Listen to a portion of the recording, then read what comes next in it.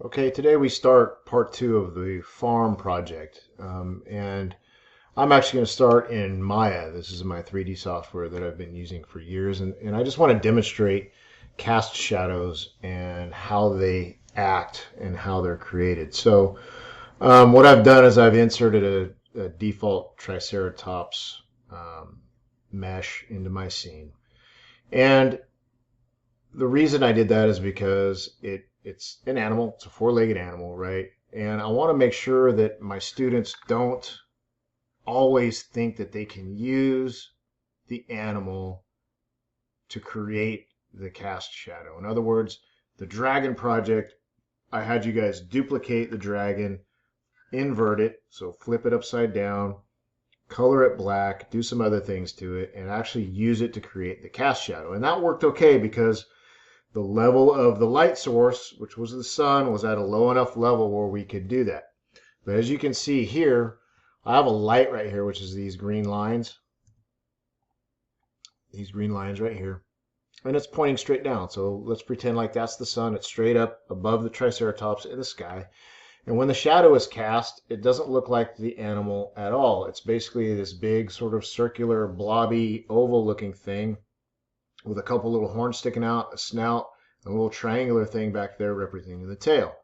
All right, so you can't, it would be a waste of time to try to use the Triceratops layer to create the cast shadow. All right, so now if you have a really low sun, so I'm going to change the angle of this to create the effect of a really low sun, and I render it.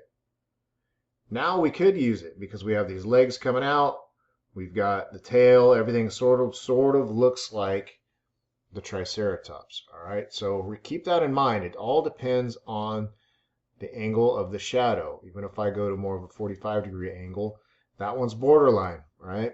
Okay, so if we go back to Photopea, we look at my scene, we have to figure out now where the light source is. Where is the shadow? What's the shadow angle going to be? All right, and there's not a whole lot of information in here, but there's enough. Two things that I look at are this tractor right here. You can see there's a cast shadow on the ground. You can also see that there's light coming off of this back broken wheel here. And it's sort of top left. The sun's got to be way up here, maybe out towards the foreground and not pushed in the background, maybe straight up to the left. We've got this tree right here, and it's casting a shadow onto the grass back here, and the angle's sort of not quite 45 degrees, but it's a pretty angular shadow from left to right. Okay, so that tells us the sun is a little bit low. It's not directly up above, like I showed you with the Triceratops, and it's a little bit at an angle. So we just have to keep that in mind when we create our shadow.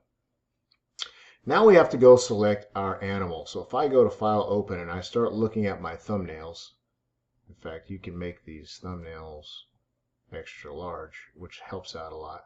I'm going to keep that idea in mind of where my sun is and what shadow is being cast, because not all these animals will work. A lot of them will. A lot of them you can't tell where the sun is because a lot of times when people are taking photographs, if it's cloudy, we don't really have a direct light source. It sort of creates this ambient light, this lighting that is diffuse all the way across whatever is outside. So I'm actually going to use one of those, and I can create lighting myself. I can use it a lot easier rather than trying to shove an animal in my scene where the lighting simply doesn't match up. So I'm going to choose the pig, and I already opened it. So here he is right here.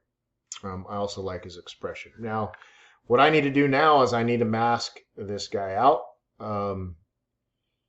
And that's going to take some doing. And you can try to start with the selection tools that you have used before, such as Object Select. I'll use that, but it's probably not going to do a great job of selecting the pig.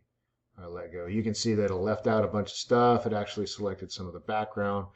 But I can use this as a starting point. And by the way, I highly suggest you creating the mask in the actual file that you open rather than taking the file into the farm, scaling it down, and then masking it out. And the reason is right now I've got a lot of pixels I can work with.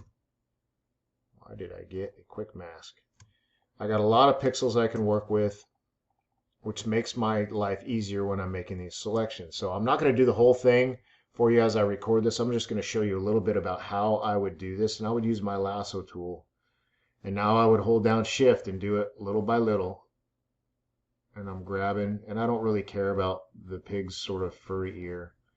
But I'm grabbing it, I'm going all of them circling all of the pixels that I need to add.